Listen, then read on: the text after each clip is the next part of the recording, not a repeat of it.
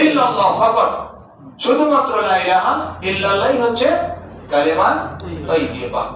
কোরআনের মধ্যে আল্লাহ তাআলা অনেক জায়গায় বলেছেন, যেমন আমি সূরা মুহাম্মাদের 19 নম্বর আয়াত তেলাওয়াত করেছি। আল্লাহ বলেন ফাআলাম আন্নাহু লা ইলাহা ইল্লাল্লাহ, তুমি জ্ঞান অর্জন করা সেই আল্লাহ সম্পর্কে যিনি সত্য, তিনি ছাড়া আর কোনো একক ইলাহ নেই।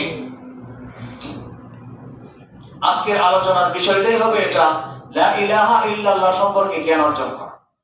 লা ইলাহা ইল্লাল্লাহর শর্ত আছে, কি কি শর্তের ভিত্তিতে লা ইলাহা ইল্লাল্লাহ যদি আমরা পড়ি, তাহলে আমরা এই লা ইলাহা ইল্লাল্লাহ পড়ার মাধ্যমে, জানার মাধ্যমে, এই সকল শর্তগুলি প্রতিপালন করার মাধ্যমে আমরা জান্নাতে যেতে পারি। লা ইলাহা ইল্লাল্লাহ এমন একটা কালিমা, যে কালিমাই হচ্ছে আপনার জান্নাতে যাওয়ার জন্য যথেষ্ট, কিন্তু সেই কালিমাটাকে তার শর্ত সহকারে বুঝতে হবে, শর্ত সহকারে মানতে হবে। দুর্ভাগ্যজনক হলো সত্য, আমাদের দেশে লা ইলাহা ইল্লাল্লাহ সবাই পড়ে, পড়ে না? সবাই পড়ে। ফকির ভিক্ষা করতে আসলে পরে লা ইলাহা ইল্লাল্লাহ আমারে করে ভিক্ষা দেয়। ঠিক আছে, লা ইলাহা ইল্লাল্লাহ নৌকার মালিক তুই আল্লাহ। যারা সারা জীবন ইসলামের বিরুদ্ধে কাজ করছে, ইসলামকে ধ্বংসের জন্য চেষ্টা করেছে, বাংলাদেশকে একটি মুসলিম রাষ্ট্র হিসেবে তারা থাকতে দিতে চায় নাই, তারাও কিন্তু তৈরি করছে লা ইলাহা ইল্লাল্লাহ নৌকার মালিক তুই আল্লাহ। নৌকার মালিক মোদি, নৌকার মালিক আল্লাহ নয়। তাহলে আল্লাহর বিরোধিতা করতো না, মসজিদ মাদ্রাসাকে ধ্বংসের চেষ্টা করতো না, ইসলামী জলসাকে বন্ধ করার চেষ্টা করতো না। এরকম ভাবে লা ইলাহা ইল্লাল্লাহ আমাদের দেশে যেই বলে, সেই যে আসলে লা ইলাহা ইল্লাল্লাহর মর্ম অর্থ বুঝে বলে তা কিন্তু নয়। আপনারা জানেন ৭১-এ বাংলাদেশে, আমরা তো দুইটা স্বাধীন হয়েছে বাংলাদেশ, তাই না? ২৪-এ একবার স্বাধীন হয়েছে ভারতের হাত থেকে, আর ৭১-এ স্বাধীন হয়েছে পাকিস্তানের হাত থেকে। ঠিক আছে, এটা অবশ্যই রিয়ালাইজ করতে হবে as a Muslim, as a citizen of Bangladesh. প্রত্যেক বাঙালিকে এটা স্বীকার করতে হবে, আমরা করদ রাজ্য ছিলাম না, এখনো পর্যন্ত অনেকাংশে আছে। বাংলাদেশ সব সিদ্ধান্ত বাস্তবায়ন করতে পারছে না, তার অন্যতম প্রধান কারণ ভারতের বিভিন্ন প্রকারের ষড়যন্ত্র এবং চাপ। লা ইলাহা ইল্লাল্লাহ এটা আমাদের বুঝতে হবে। লা ইলাহা ইল্লাল্লাহর মর্মার্থ না বুঝে আমাদের দেশের সব শ্রেণীর মানুষ লা ইলাহা ইল্লাল্লাহ পড়ে। যেমন ৭১ সালে যখন পাকিস্তানিরা এসেছিল, পাকিস্তানি আর্মিকে যখন যুদ্ধে লাগানো হয়েছিল, আমি আমার যতটুকু স্টাডি, এটা আবার ভুল হতে পারে, মুরব্বীরা সঠিক বলতে পারবে, পাকিস্তানের যে আর্মি এসেছিল তারা অধিকাংশ ছিল পাঠান, তাদের মধ্যে শিক্ষিত লোক কম ছিল, তবে পাঠানরা খুব ধার্মিক, পাঠানরা খুবই ধার্মিক এবং ইসলাম বিরোধী কোনো কিছু তারা মেনে নিতে পারে না। তাদেরকে বোঝানো হয়েছিল যে এই পূর্ব পাকিস্তানের যুদ্ধ হচ্ছে হিন্দুদের সাথে, অমুসলিমদের সাথে, অতএব তারা এসেই, এটা অবশ্যই আপনারা জানবেন, এটা মানে সর্বজন স্বীকৃত কথা যে ওরা এসে জিজ্ঞেস করতো কালেমা বাতাও, অস্ত্র ত্যাগ করে বলতো কালেমা বাতাও, কালেমা পড়তে বলে ছেড়ে দিত, না পড়তে বলে গুলি করে মারতো। তার মানে কি, তাদের বিশ্বাস ছিল আমরা যুদ্ধ করতেছি কাদের সাথে? অমুসলিমদের সাথে, কাফের আর মুসলিমের যুদ্ধ, এটাই তাদেরকে বোঝানো হয়েছিল। শাসক গোষ্ঠী তাদের স্বার্থে এটা করেছিল। এখন ওই সময় হিন্দুরা যখন খবর পেল যে এরকম কালেমা না পারলে তো খবর আছে, সব হিন্দুরা কালেমা শিখছে না? কালেমা তারা শিখতো এবং কালেমা তারা পরিবারের মধ্যে এটা ব্যাপকভাবে পাঠ করে, যাতে করে কোনো পাক আর্মি আসলে পরে এই বিপদ থেকে তারা বাঁচতে পারে। লক্ষ লক্ষ হিন্দু লা ইলাহা ইল্লাল্লাহ শিখছে, কালেমা মানে আমাদের সমাজে প্রচলিত যে ৫ কালেমা আছে, ৬ কালেমা, সেটা তারা শিখছে, আরো অনেক কিছু শিখেছে। এখন বলেন এই হিন্দুরা সবাই তো জান্নাতে যাবে, তাই না? কেন যাবে না? কেন যাবে না? এটা শুধুমাত্র তাদের মুখে একটা বলা ছিল, অন্তরে স্বীকৃতি ছিল না, বিশ্বাস ছিল না, মুহাব্বত ছিল না এবং আনুগত্য ছিল না। এটা কেবলমাত্র জীবন বাঁচানোর জন্য মুখ দিয়ে বলেছে, কিন্তু লা ইলাহা ইল্লাল্লাহর অর্থটাও তারা জানে কি? সেই জন্য লা ইলাহা ইল্লাল্লাহ শুধু বললে পরে কি হবে না? মুসলিম হওয়া যায় না, মুমিন হওয়া যায় না। একটা মজার বিষয় বলি আপনাদেরকে। পৃথিবীর ইতিহাসে ইসলামের ইতিহাসে একটা নাম খুবই বিখ্যাত, যদিও সেই ব্যক্তি হচ্ছে পৃথিবী বিখ্যাত ইসলামের শত্রু, আব্দুল্লাহ বিন উবাই বিন সুলুল। নাম শুনছেন না? কে ছিলেন? পৃথিবীর মুনাফিকদের নেতা। মুনাফিকের প্রথম সূচনা করছেন কে? আব্দুল্লাহ বিন উবাই। যে ব্যক্তি রাসূলের কাছে কালেমা পড়ছে, কার কাছে পড়ছে? বাংলাদেশে কোনো হুজুরের কাছে না, কোনো পীরের কাছে না, কোনো মাশায়েখের কাছে না, কোনো সাহাবীর কাছে না, স্বয়ং ঈমান এনেছে, স্বীকৃতি দিয়েছে মুহাম্মদুর রাসূলুল্লাহ সাল্লাল্লাহু আলাইহি ওয়াসাল্লামের হাতে, বায়াত হয়েছে মুহাম্মদ সাল্লাল্লাহু আলাইহি ওয়াসাল্লামের হাতে। প্রত্যেক মুসলিম আল্লাহর নবী সাল্লাল্লাহু আলাইহি ওয়াসাল্লামের জামানায় ঈমান আনার পরে তারা বায়াত হতেন কি ব্যাপারে? 5-6টা ব্যাপারে বায়াত হতেন। লা তুশরিক বিল্লাহ ওয়ালা তাসরিকু ওয়ালা তাজনু ওয়ালা তাকুলু আমওয়ালাকুম বিল বাতিল। ঠিক আছে, এরকম 5টা বিষয়ের উপর, যে তোমরা কি করবে না? আল্লাহর সাথে কাউকে শরীক করবে না, তোমরা জিনা করবে না, চুরি করবে না, আর অন্যের হক নষ্ট করবে না, ইয়াতীমের হক নষ্ট করবে না। এরকম 6-7টা, কোথাও 10টা সর্বোচ্চ বিষয়ের উপর আল্লাহর নবীর হাতে তারা বায়াত করতেন। বায়াত মানে শপথ। এই ব্যক্তিও বায়াত করেছেন কার হাতে? মুহাম্মদুর রাসূলুল্লাহ সাল্লাল্লাহু আলাইহি ওয়াসাল্লামের হাতে। অথচ এর ব্যাপারে কোরআনে একটা সূরা নাযিল হয়েছে, আর অনেক সূরার মধ্যে তার ভয়াবহতা, তার জাহান্নামে যাওয়ার নিশ্চিত ঘোষণা দেওয়া হয়েছে। ঘোষণা দিয়েছেন কে? আল্লাহ। তাহলে সে রাসূলের হাতে ঈমান আনার ঘোষণা দিয়েছিল, তারপরে সে কাফের, সে মুনাফিক, সে যাবে কোথায়? জাহান্নাম। লিমাযা? ওয়াই? কারণ কি? তার মুখে স্বীকৃতি ছিল কিন্তু অন্তরে বিশ্বাস ছিল না। তাহলে আমরা দেখতে পাচ্ছি এই দুইটা বিষয় থেকে আমরা এটা স্পষ্ট যে লা ইলাহা ইল্লাল্লাহ পড়লেই সে কি হয় না? ঈমানদার হওয়া যায় না। লা ইলাহা ইল্লাল্লাহর 7টা শর্ত কমপক্ষে, কোন কোন জায়গায় সর্বোচ্চ 10টি শর্তের কথা বলা হয়েছে। আমরা আজকে ইনশাআল্লাহ লা ইলাহা ইল্লাল্লাহর শর্তগুলি জানার চেষ্টা করব। আউয়ালান আল্লাহ সুবহানাহু ওয়া তাআলা সর্বপ্রথম যে বিষয়টা বলছেন, ফাআলাম আন্নাহু লা ইলাহা ইল্লাল্লাহ। খুবই ইম্পর্টেন্ট ম্যাটার। আমরা অত্যন্ত দুর্ভাগা জাতি যে এদেশের 90% মুসলমান। এদেশের শাসক যারা, তারা নিজেদেরকে দাবি করে আমি মুসলিম, আমি 5 ওয়াক্ত সালাত পড়ি, ফজরের নামাজ পড়ি, নামাজের পরে আবার তাহাজ্জুদ পড়ে, তাহাজ্জুদের পরে সালাত পড়ে, কোরআন তেলাওয়াত না করে দাপ্তরিক কোনো কাজ শুরু করে না। ঠিক আছে না? এরকম ঘোষণা দিচ্ছে না। অথচ ইসলামের গোড়া কাটার জন্য হেন কাজ নাই যা করা হয় নাই। তবে মনে রাখবেন, নট অনলি দ্যাট, শুধু ওরাই না, আমাদের দেশে যারা বস্তুবাদী রাজনীতি করে প্রত্যেকটা দলের অবস্থা সেম, তেমন কোনো পার্থক্য নাই।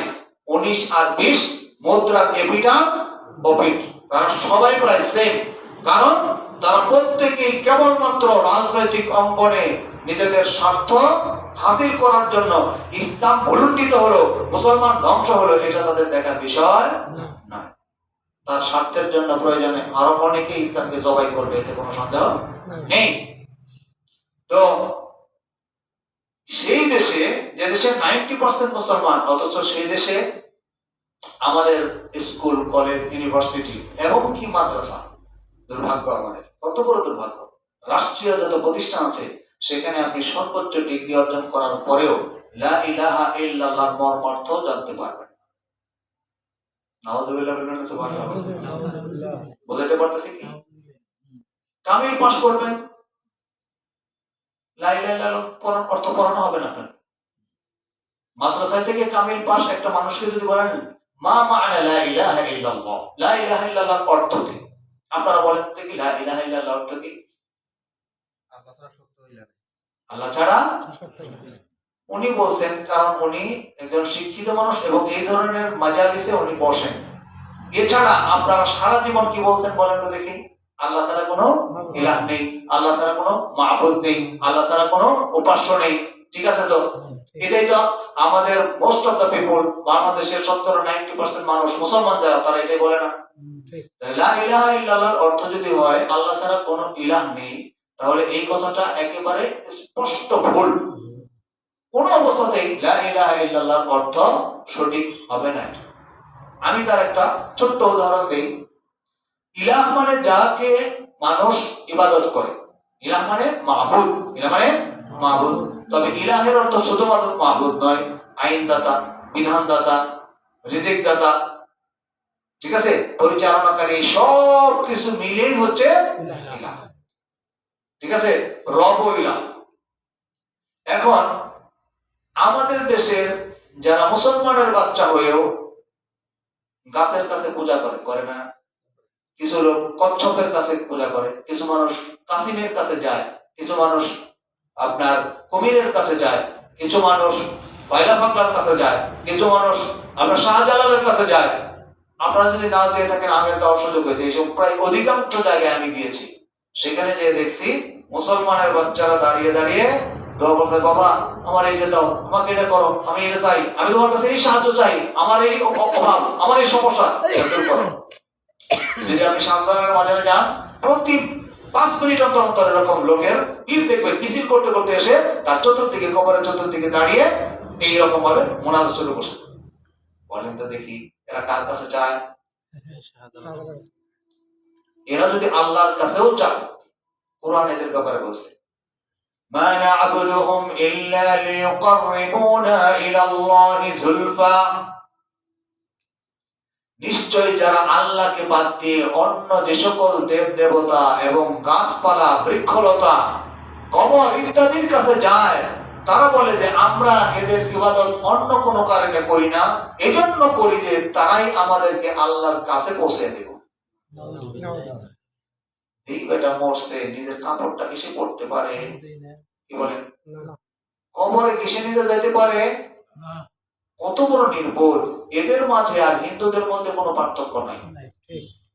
হিন্দুরা মূর্তি বানায় নিজে হাতে, আবার তার সামনে কয় দেবতা তুমি আমাকে সাহায্য করো, তার সামনে মাথা ঠুকে। আর আমরা মুসলমানের বাচ্চারা যারা মরা মানুষ যাকে কাঁধে নিয়ে না যাওয়া ছাড়া সে কবরে যেতে পারে না, তারে ধুয়ে না দিলে পরে সে ধুতে পারে না, সে ওযু করতে পারে না, গোসল করতে পারে না, কিচ্ছু করতে পারে না। অথচ মুসলমান বিবেকহীন, নির্বোধ, অপদার্থ বোকার দল, তারা যে সেই মরা মানুষের কাছে যায় বলে বাবা তুমি আমাকে এটা দাও। আল্লামা আব্দুল ওয়াহাব নাজদি রাহিমাহুল্লাহ, মুহাম্মদ বিন আব্দুল ওয়াহাব নাম শুনছেন তো? যার নামে আমাদেরকে অভিযোগ মানে দেওয়া হয় যে আমরা ওহাবি।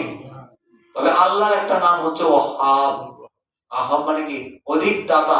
সেই হিসেবে আমরা ওহাবি, সমস্যা নেই। আমরা আল্লাহর অনুসারী না? আমরা আল্লাহর অনুসারী। যেই সকল নির্বোধরা আমাদেরকে ওহাবি বলে, তারা স্বয়ং গালিটা কারে দিচ্ছে? আল্লাহরে। বলতে ওহাবি, আমি তো ওহাবি অবশ্যই। আমরা আসলে ওহাবি, আমরা আল্লাহর অনুসারী না? আমরা আল্লাহর ভক্ত না? আমরা আল্লাহর দিন মানি না? সেই হিসেবে আমরা সবাই তো অবশ্যই ওহাবি। আর যারা আল্লাহর একটা গুণবাচক সিফাতি মহান নামকে নিয়ে এরকম একটা উচ্চারণা করার চেষ্টা করে এবং আমাদেরকে উপহাস করে, তারা নিঃসন্দেহে কালকে আমাদের ময়দানে বিপদগ্রস্ত হবে। মুহাম্মদ বিন আব্দুল ওয়াহাব রাহিমাহুল্লাহ তিনি কি বলেছেন জানেন? যে এবং কি এটা হাদিসে আছে, আল্লাহ নবী সাল্লাল্লাহু আলাইহি ওয়াসাল্লাম বলেছেন, সহিহ বুখারী হাদিস, লা তাতরুনি কামা আতাতিন নাসারা ইবনে মারইয়াম, ইন্নী আনা আব্দুল্লাহি ওয়া রাসূলুহু, লা তাতরুনি, তোমরা আমার ব্যাপারে বাড়াবাড়ি করো না, আমার ব্যাপারে বাড়াবাড়ি করো না। যেরকম ভাবে বাড়াবাড়ি করেছিল খ্রিস্টানরা আল মাসীহ ইবনে মারইয়ামের ব্যাপারে, অর্থাৎ মারইয়ামের পুত্র ঈসা আলাইহিস সালামের ব্যাপারে। ইন্নাহুম ইয়াকুলুনা আল মাসীহ ইবনুল্লাহ, তারা বলতো মুসা এই ঈসা হলো আল্লাহর ছেলে। নাউযুবিল্লাহ, ঈসা আল্লাহর ছেলে, এটা বলে তারা বাড়াবাড়ি করছে না? বলছে তোমরা কিন্তু আমাকে এরকম কোনো কিছু বলে বাড়াবাড়ি করো না, বরং ওয়া ইন্নাহু ইন্নী আনা আব্দুল্লাহ, নিশ্চয় আমি প্রথমে আল্লাহর বান্দা, আল্লাহর দাস, আমি আল্লাহর দাস, ওয়া রাসূলু, এবং তার রাসূল। কে বলছেন? এখন আমাদের দেশের বিরাট বিরাট হুজুর আছে যারা ভাইরাল হুজুর। যদি আপনি বলেন যে মুহাম্মদুর রাসূলুল্লাহ তিনি আমাদের মতো একজন আল্লাহরই বান্দা, কত বড় খারাপ এরা। হ্যাঁ, এরা রাসূলের নিয়ে, রাসূলের সামনে কত বড় গুস্তাখি করে। রাসূলের সামনে বলে আমরা কি করি? গুস্তাখি করি, অপমান করি, লাঞ্ছিত করি। নাউযুবিল্লাহি মিন যালিক। আপনি ধরে নেন আপনি একজন সাধারণ মানুষ। এখন আমি যদি আপনাকে বলি যে আপনি হচ্ছে এমন একজন উন্নত মানের মানুষ যে আকাশ দিয়ে উঠতে পারে, এই কথাটা বলে আমি কি আপনাকে সম্মান দিলাম নাকি জনগণের সামনে অপমান করলাম? অপমানই করা হলো, অপমান করা হলো না? আল্লাহর নবীর যে শান আছে এটাই তিনি যথেষ্ট। আল্লাহ রাব্বুল আলামিন তাকে যে শান এবং মান দিয়েছেন, আল্লাহ কি তার সম্মান বোঝেন নাই? নাউযুবিল্লাহ। আপনি যদি এখন আরো শান দিতে চান, তাহলে আল্লাহর ব্যাপারে আপনার কি নাই? ধারণা সঠিক নাই, এবং আল্লাহকে আপনি কি এখানে জালেম জুলুম করতেছেন যে আল্লাহ ঠিক বুঝেন নাই। আমি এত বড় পণ্ডিত যে রাসূলের সম্মান আমি বুঝি, সেই কারণে রাসূলের আমি আরো একটু উপরে উঠাইতেছি। নাউযুবিল্লাহ। বিষয়টা বুঝতে পারতেছেন তো? এই জন্য আল্লাহ নবী বলেছেন, লা তাত্রুনি, তোমরা আমার ব্যাপারে বাড়াবাড়ি করো না, সম্মান দিতে যে আমাকে এত উপরে উঠায় না। কামা আতাতিন নাসারা, যেরকম ভাবে খ্রিস্টানরা মাসিহ ইবনে মারইয়াম ঈসা আলাইহিস সালামের ব্যাপারে বাড়াবাড়ি করেছিল। তারা বলতো মাসিহ হচ্ছে আল্লাহর ছেলে, কিন্তু আমি আল্লাহর বান্দা এবং তার রাসূল। আল্লাহ নবী সাল্লাল্লাহু আলাইহি ওয়াসাল্লাম বলেন যে তোমরা, আমি কিন্তু গায়েবের খবর জানি না, আমি যদি গায়েবের খবর জানতাম, লাম ইয়াজুরুনি, আমাকে কোনো ক্ষতি স্পর্শ করতে পারত না। এর চেয়ে স্পষ্ট কিছুই নাই। তারপরে তারা বলতেন নবী গায়েব জানে। এবার তাদের যে বক্তব্য সেটি হচ্ছে, আল্লাহ নবী সাল্লাল্লাহু আলাইহি ওয়াসাল্লাম তিনি কবরে থেকে এখনো হায়াতুন নবী, তিনি আমাদের সব কিছু করে দিতে পারেন, আমাদের বিপদে সাহায্য করতে পারেন, এবং কি একজন বিশিষ্ট আলেম, পারেন না কি ভণ্ড, সে কুফা থেকে রওনা দিলে হচ্ছে ইসে যাবে, আল্লাহ নবী সাল্লাল্লাহু আলাইহি ওয়াসাল্লামের দেশে গেল, মক্কায় হজ পালন করলো। হজ পালন করার পর অতঃপর মদিনায় যে রাসূলের দরবারে হাজির হয়ে বলল, ইয়া মুহাম্মদ আনা হাযারতু ফা ইন্নী উরিদু আন উনকি মাআকা আনা উসাফিহু মাআকা। মুহাম্মদ সাল্লাল্লাহু আলাইহি ওয়াসাল্লাম, আমি সেই কুফা থেকে সফর করে তোমার কাছে এসেছি এবং তোমার সাথে আমি হাতে মুসাফাহা করতে চাই। তুমি যদি আমার সাথে মুসাফাহা না করো, আমি এখান থেকে যাব না। ফাশাক্কাল কবর, কবর দুই খণ্ড হয়ে গেল। ভিতর থেকে মুহাম্মদ সাল্লাল্লাহু আলাইহি ওয়াসাল্লাম হাত বের করে দিলেন, আর ওই হুজুর, ওই পীর, ওই ভণ্ড আল্লাহর নবীর সাথে মুসাফাহা করলেন। এ তো দেখা যায় আবু বকরের চেয়েও বড় কামেল, তাই না? ওমর রাদিয়াল্লাহু তাআলা বড় কামেল, যার খলিফার চেয়েও বড় কামেল। খলিফার এত বিপদে, রাসূল যখন মারা গেছে, রাসূলের কি জানাজা জামাতবদ্ধ হয়েছে? আপনারা জানেন রাসূলের জানাজা কিন্তু জামাতবদ্ধভাবে হয়নি। কিরকম সিচুয়েশন! রাসূল মুহাম্মদুর রাসূলুল্লাহ, সাইয়্যিদুল মুরসালিন, খাতামুন নবিয়্যিন, সাইয়্যিদুল কাউনাইনি ওয়াস সাকালাইন, যিনি এত বড় সম্মানের অধিকারী, অথচ সেই বেচারার জানাজাটা পর্যন্ত জামাতবদ্ধভাবে হচ্ছে না। তখন এত যদি হাত বের করার এতই সুযোগ থাকে, তিনি বলতে পারতেন, এই সাহাবায়ে কেরাম, তোমরা এরকম করতেছো কেন? সবাই আবু বকরের নেতৃত্ব মেনে নাও, আবু বকর আমার জানাজা পড়াও। বলতে পারতেন না? চিন্তা করছেন? আমাদের দেশে আবার এগুলি শুনে আমাদের দেশে দেখবেন সাধারণ মানুষ হু হু করে কান্নাকাটি করবে, কত বড় কামেল পীর। এই জন্য ওই কুমিল্লা অঞ্চলে বলে যে জিরে নষ্ট করছে কলা গাছ, আর পীরে নষ্ট করছে সমাজ। জির মানে হচ্ছে, ওরা বলে কেঁচোকে, কেঁচো যদি কলা গাছে ধরে, কেঁচো আর কলা গাছের অস্তিত্ব থাকে, আর পীরে নষ্ট করে কি সমাজ। সমাজ নষ্ট করছে পীরে, আর কলা গাছ নষ্ট করছে জিরে। এটা হচ্ছে কুমিল্লার ভাষা। ওখানে কিছুদিন ছিলাম তো, সম্মানিত উপস্থিতি। তো আমাদের লা ইলাহা ইল্লাল্লাহ অর্থ হচ্ছে লা মা'বুদা বিহাক্কিন ইল্লাল্লাহ, আল্লাহ ছাড়া সত্য কোনো মা'বুদ নেই, ইলাহ নেই, বিধানদাতা নেই, রিজিকদাতা নেই, সৃষ্টিকর্তা নেই, প্রতিপালনকারী কেউ নেই। এখন যদি শুধু বলা হয় লা ইলাহা ইল্লাল্লাহ অর্থ হচ্ছে আল্লাহ ছাড়া কোনো ইলাহ নেই, মানে ইলাহ মানে যার ইবাদত করা হয়, আল্লাহ ছাড়া কোনো মা'বুদ নেই। দেখেন তো আমাদের দেশে এমন অনেক মানুষ আছে না, বিভিন্ন দেব দেবতার ইবাদত করে, যে যার ইবাদত করা হয় সেই তার মা'বুদ। হিন্দুরা ইবাদত করে মূর্তির, মূর্তি হচ্ছে তাদের মা'বুদ। খ্রিস্টানরা ইবাদত করে যীশু খ্রিস্টের, যীশু খ্রিস্ট তাদের মা'বুদ। অনেক আমাদের মুসলমান তারা ইবাদত করে পীরের কবরের, এই কবর তাদের মা'বুদ। কেউ পাথরের, পাথর তাদের মা'বুদ। কেউ গাছের, গাছ তাদের মা'বুদ। কেউ মাছের, মাছ তাদের মা'বুদ। যার ইবাদত করা হয় সে হচ্ছে তার মা'বুদ। তাহলে মা'বুদ তো আছে, দেখা যাচ্ছে না? কিন্তু এগুলি প্রত্যেকটাই কি মা'বুদ? বাতিল মা'বুদ। এই জন্য আপনাকে বলতে হবে লা মা'বুদা বিহাক্কিন ইল্লাল্লাহ, আল্লাহ ছাড়া সত্য কোনো মা'বুদ নাই। আল্লাহ ছাড়া মা'বুদ আছে, কারণ ভণ্ডরা অনেকে মা'বুদ বানিয়ে নিয়েছে, কিন্তু সেগুলি সবই কি বাতিল মা'বুদ, সেগুলি সব বাতিল মা'বুদ। লা ইলাহা ইল্লাল্লাহর এই অর্থ যদি করা হয় তাহলেই প্রকৃতপক্ষে লা ইলাহা ইল্লাল্লাহর অর্থটা সঠিক হবে। কারণ অনেকেই তো অনেককে তার মাবুদ বানিয়ে রেখেছে। আসল আমাদের প্রথমত লা ইলাহা ইল্লাল্লাহ যদি আমরা শর্তগুলি জানতে চাই, প্রথম শর্ত হচ্ছে আল ইলম। আল ইলম অর্থাৎ জ্ঞান অর্জন করা, লা ইলাহা ইল্লাল্লাহটাকে বোঝা, লা ইলাহা ইল্লাল্লাহর অর্থ বোঝা, মর্মার্থ বোঝা, এবং লা ইলাহা ইল্লাল্লাহর কি মানে ইতিবাচক দিক আছে কি নেতিবাচক দিক আছে এগুলি আমাদেরকে জানা ফরজ। ইলম কাকে বলে? আল ইলমু, ইলম মানে জ্ঞান।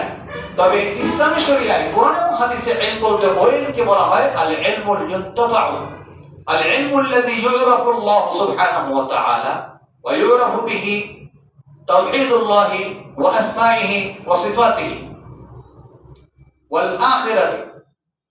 ওই জ্ঞানটাকে প্রকৃতপক্ষে ইসলামী শরিয়ায় কোরআন এবং হাদিসে জ্ঞান বলা হয় যে জ্ঞানের মাধ্যমে আপনি আল্লাহকে চিনবেন।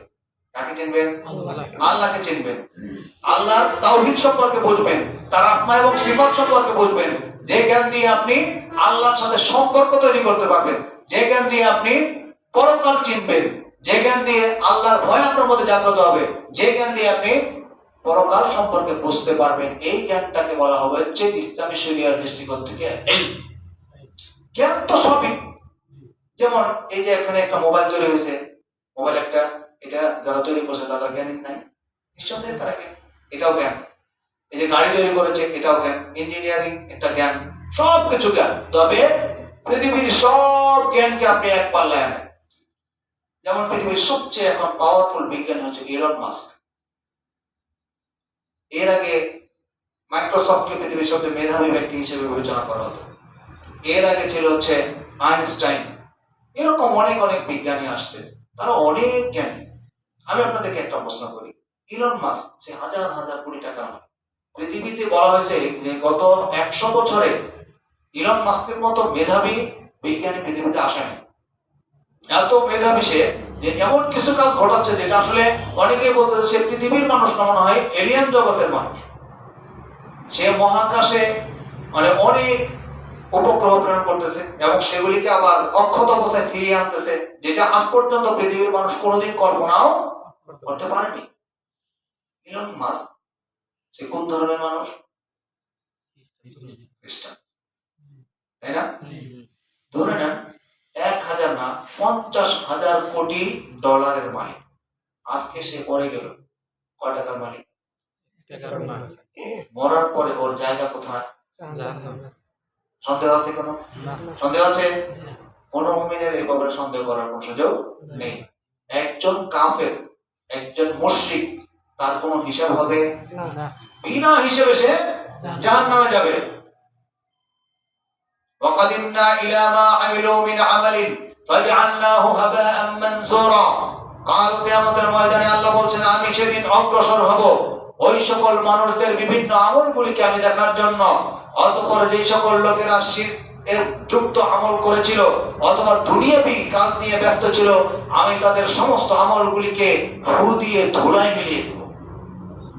ফালা নুকিমু লাহুম ইয়াওমাল কিয়ামাতি ওয়াজনা।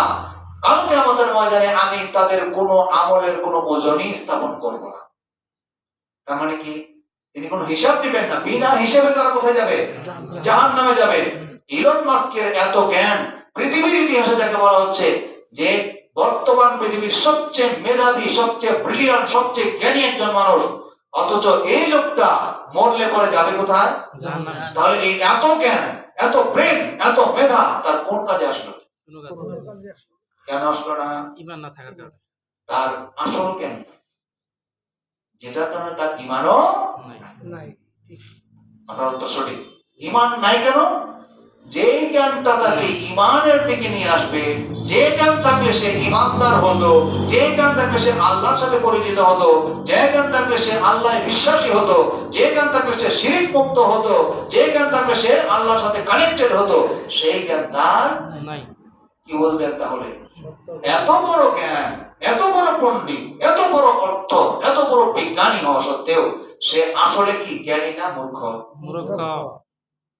ইসলাম সেই জন্য বলছে লা ইয়ালামুল ইলমা ইল্লা সালাস, 3 প্রকারের জ্ঞান যার নাই সে আসলে কোনো কিছুই জানে না। 3 প্রকারের জ্ঞান যার নাই সে কিছুই জানে না। সে বিজ্ঞানী হতে পারে, সে ইঞ্জিনিয়ার হতে পারে, সে ডক্টর হতে পারে, সে রাজনীতিবিদ হতে পারে, সে প্রেসিডেন্ট হতে পারে, সে প্রধানমন্ত্রী হতে পারে, সে আরো কিছু হতে পারে, বিলিয়নিয়ার হতে পারে, মাল্টি বিলিয়নিয়ার হতে পারে, কিন্তু সে আসলে কি মূর্খ। কারণ আপনার আমার লক্ষ লক্ষ কোটি কোটি টাকা অর্থবিত্ত যেগুলো মৃত্যুর পর সঙ্গে সঙ্গে এগুলো সবই আমি জিরো, 1 পয়সার কোনো দাম নাই। তাহলে আমার কিসের দরকার? সবচেয়ে বেশি দামি একজন মানুষের সবচেয়ে বড় দৌলত হচ্ছে কি? ঈমান। অতএব যে জ্ঞানের মাধ্যমে আপনার ঈমান অর্জিত হবে, যে জ্ঞানের মাধ্যমে আল্লাহর সাথে আপনার সম্পর্ক হবে, ওটাই একমাত্র প্রকৃত উপকারী জ্ঞান। আর বাকিগুলি জ্ঞান তবে প্রকৃত উপকারী জ্ঞান। বুঝাইতে পারছি? এই জন্য 3 প্রকারের জ্ঞান যার নাই সেই ব্যক্তি আসলে কোনো জ্ঞানী নয়। একটা হচ্ছে আল্লাহ সম্পর্কে জ্ঞান, 2 হচ্ছে রাসূল সম্পর্কে জ্ঞান, 3 হচ্ছে পরকাল সম্পর্কে জ্ঞান। মৃত্যুর পরে আমাদেরকে কয়টা প্রশ্ন করা হবে কবরে? 3টা। ফাআতাহু আতায়ান মালাকানি ফাকালা মান রাব্বুকা ওয়া মান দীনুকা ওয়া মান হাযার রাজুলুল্লাযী বুইসা ফীকুম। কে তোমার রব, কি তোমার দিন, আর এই ব্যক্তি যাকে তোমাদের কাছে পাঠানো হয়েছিল সে, তাকে তোমরা চেনো, সে কি? বুঝতে পেরেছেন? তাহলে এই 3 প্রকারের জ্ঞান যার নাই সে কি? আপনাকে এই 3 জ্ঞান সম্পর্কে কবরে জিজ্ঞেস করা হবে। বুঝতে পেরেছেন? তাহলে জ্ঞান আসলে কয় প্রকার? 3 প্রকার। একদম স্পষ্ট। সহিহ বুখারী, মুসলিম, আবু দাউদ, তিরমিজি, নাসাই, মুস্তাদরাক হাকিম, মুওয়াত্তা ইমাম মালিক, সুনানে কুবরা, সুনানে সুগরা, আরো যত কিতাব পান প্রত্যেক কিতাবে এই হাদিসটা মুতাওয়াতির সনদের মধ্যে আসছে। সম্মানিত উপস্থিতি, প্রথমত আপনার জন্য দরকার হচ্ছে লা ইলাহা ইল্লাল্লাহ সম্পর্কে জ্ঞান অর্জন করা। আপনি শুধু লা ইলাহা ইল্লাল্লাহ পড়তেছেন, এক ব্যক্তি বলে লা ইলাহা ইল্লাল্লাহ, আবার ফাইলা পাগলার মাজারে যায় বলে বাবা তুমি আমার কিছু সাহায্য করো। এই ব্যক্তি কি লা ইলাহা ইল্লাল্লাহ সম্পর্কে বুঝতে পেরেছে? বুঝে নাই। এই সম্পর্কে তার কোনো জ্ঞান নাই। যদি তার জ্ঞান থাকতো তাহলে অবশ্যই সে লা ইলাহা ইল্লাল্লাহ পড়ার পর কখনো আল্লাহ ছাড়া অন্য কোনো ব্যক্তির কাছে, কোনো বস্তুর কাছে, কোনো মাজারের কাছে, কোনো কবরের কাছে, কোনো পীরের কাছে, কোনো কাফের কাছে, কারো কাছে সে মাথা অবনত করতে পারে না, সাহায্য চাইতে পারে না। আমাদের দেশের অধিকাংশ মানুষই লা ইলাহা ইল্লাল্লাহ পড়ে, আবার গায়রুল্লাহর কাছে সাহায্য চায়, গায়রুল্লাহর নামে কুরবানিও করে, গায়রুল্লাহর জন্য সে অনেক কিছু দান খয়রাত করে। এই সকল লোকরা মাজারে কোনো একটা কিছু দেয়, মাজারে যদি কোনো ব্যক্তি একটা মুরগি দেয়, একটা ছাগল দেয়, ছাগল নয় একটা নখ কেটে দেয়, একটা নখ, আপনার আঙ্গুলের নখ যদি কেটে বলেন যে ঠিক আছে তাও দিলাম, একটা নখ কেটে দিলাম, ওই ব্যক্তি বিনা হিসেবে যাবে কোথায়? জাহান্নামে। সহিহ বুখারী, সহিহুল বুখারী এবং সহিহ মুসলিমের মধ্যে হাদিসটি এসেছে, আল্লাহ নবী সাল্লাল্লাহু আলাইহি ওয়াসাল্লাম বলেন দাখালার রাজুলুন ফিল জান্নাতি ফি যুবাবাতিন ওয়া দাখালান নারু ফি যুবাবা। একটা মাছির জন্য এক ব্যক্তি জান্নাতে যাবে, একটা মাছির জন্য এক ব্যক্তি জাহান্নামে যাবে। ঠিক বুঝেন কি? একটা মাছি। আমাদের বাঙালিরা কি করে দেখেন, আমি আপনাদেরকে বোঝাই কতটুকু লা ইলাহা ইল্লাল্লাহর জ্ঞানটা কত গুরুত্বপূর্ণ। আমাদের দেশের অসংখ্য মানুষ আছে যারা প্রতিনিয়ত এই ধরনের কাজ করতেছে। বিভিন্ন জায়গায় রাস্তায় ঘাটে বিভিন্ন জায়গায় দেখুন বিভিন্ন মাজারের জন্য, পুরুষের জন্য কালেকশন হয় না? কালেকশনের জন্য ঠেকাইছে, সে 10 টাকা দিয়ে দিলাম। লিমাজা 10 টাকা কেন? আপনি তো তার দিকে প্রস্তাবও করে দিতে পারেন না, অসম্ভব। মুসলমান কোনো মাজার উৎসবের জন্য 1 টাকাও দিতে পারে না। আপনাকে ঠেকাইলে পরে রাস্তা প্রয়োজন পরিবর্তন করবেন। এবং কি আল্লাহ নবী সাল্লাল্লাহু আলাইহি ওয়াসাল্লাম আব্দুল্লাহ ইবনে মাসউদ রাদিয়াল্লাহু তাআলা আনহু কে জিজ্ঞেস করছে, হে আব্দুল্লাহ ইবনে মাসউদ তুমি বলো তো দেখি যে আইয়ুয যামবি আকবারু, সবচেয়ে মারাত্মক গুনাহ কোনটি, সবচেয়ে বড় গুনাহ কোনটি, সবচেয়ে ভয়ঙ্কর গুনাহ কোনটি? আল্লাহ নবী সাল্লাল্লাহু আলাইহি ওয়াসাল্লামের এই সাহাবী বললেন আল্লাহু ওয়া রাসূলুহু আ'লাম, আল্লাহ এবং তার রাসূলই সর্বোত্তম বেশি ভালো জানেন। তখন বললেন আন তুশরিকা বিল্লাহি ওয়া হুয়া খালাকাকা, তুমি আল্লাহর সাথে কাউকে শরীক করলে অথচ তিনিই তোমাকে সৃষ্টি করেছেন, এটা হচ্ছে সবচেয়ে বড় পাপ। এটা হচ্ছে সবচেয়ে বড় পাপ। আন তাজআলা লিল্লাহি নিদ্দান ওয়া হুয়া খালাকাকা, মুসলিমের riwayat হচ্ছে তুমি আল্লাহর সাথে কাউকে অংশ স্থাপন করলে অথচ তিনিই তোমাকে সৃষ্টি করেছেন, এটা হচ্ছে সবচেয়ে ভয়ঙ্কর পাপ। এই পাপ করলে পরে আপনার সারা জীবনের সমস্ত আমল বরবাদ। আপনি সারা জীবন হজ করেন, ওমরা করেন, যাকাত দেন, তাহাজ্জুদ করেন, দান করেন, যাই কিছু করেন, একবার এই পাপ করার সঙ্গে সঙ্গে আপনার সমস্ত আমল জিরো। সমস্ত আমল শেষ। এই জন্য আমাদের দেশের মুসলমানরা না বুঝে লা ইলাহা ইল্লাল্লাহ পড়ে, কিন্তু এই ব্যাপারে জ্ঞান না থাকার কারণে ওরসে দেয়, মাজারে দেয়, এবং কি হিন্দুরাও যদি কালেকশন করতে আসে অনেক নেতা সেখানে টাকা দেয় কি দেয় না বলে তো দেখি। এই সমস্ত রাজনীতিবিদরা তারা নির্বোধ অপদার্থ, তারা দুনিয়ার জন্য সংগ্রাম করে, তারা দুনিয়ার জন্য এই রাজনীতি করে। এই জন্য তারা ওই হিন্দুদের মাজারে দিতে কিছু মনে করে না, হিন্দুদের মানে আপনার মূর্তির জন্য দান করতে কিছু দ্বিধাবোধ করে না। তবে এরা নিজের অজান্তেই মুশরিক হয়ে আছে, তারা কিন্তু সেটা জানে না। তার কারণ লা ইলাহা ইল্লাল্লাহ বুঝতে পারছেন লা ইলাহা ইল্লাল্লাহ কত ইম্পর্টেন্ট। এক নম্বর, সেই জন্য আল্লাহ নবী সাল্লাল্লাহু আলাইহি ওয়াসাল্লাম সূরা মুহাম্মাদের 19 নম্বর আয়াতে বলেন ফাআলাম আন্নাহু লা ইলাহা ইল্লাল্লাহ। এই নির্দেশ স্বয়ং আল্লাহ তাআলা রাসূলকে দিয়েছে যে হে রাসূল তুমি আগে জানো, তুমি জ্ঞান অর্জন করো, তুমি জ্ঞান গ্রহণ করো, মর্মার্থ বোঝার চেষ্টা করো যে তিনি আল্লাহ এক ও অদ্বিতীয়, একক অদ্বিতীয়। আল্লাহ সম্পর্কে জানার জন্য নির্দেশ স্বয়ং কে দিয়েছেন? আল্লাহ। কারে দিয়েছেন? মুহাম্মদ রাসূলুল্লাহ সাল্লাল্লাহু আলাইহি ওয়াসাল্লাম। চিন্তা করেন, যিনি বিশ্ব জগতের রাহমাতুল লিল আলামিন, সাইয়্যিদুল মুরসালিন, এবং পৃথিবীর মানুষকে যাকে হেদায়েতের জন্য পাঠানো হয়েছে তাকেও বলতেছেন তুমি আগে জানো। দেখেন এটার গুরুত্ব কত, লা ইলাহা ইল্লাল্লাহ কত ভারী, কত ওজনদার, কত ফজিলতপূর্ণ, কত মহান। লা ইলাহা ইল্লাল্লাহ যদি আপনার বিশুদ্ধ হয়, আপনার আমল শুদ্ধ হয়ে যাবে, আপনি জান্নাত পাবেনই পাবেন ইনশাআল্লাহ। উসমান রাদিয়াল্লাহু তাআলা হাদিসটি সহিহ মুসলিমের মধ্যে আসছে, রাসূল সাল্লাল্লাহু আলাইহি ওয়াসাল্লাম বলেন মান মাতা ওয়া হুয়া ইয়ালামু আন্নাহু লা ইলাহা ইল্লাল্লাহ।